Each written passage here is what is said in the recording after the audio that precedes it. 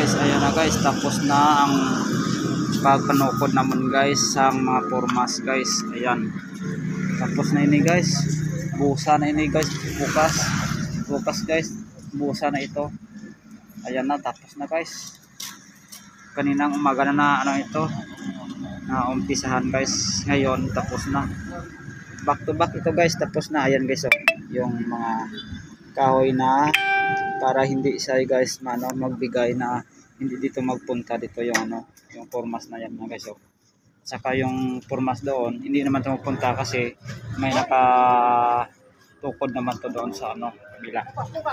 Ayan guys, mahaba gawa ito guys, mga isa ka transit ito gawa guys.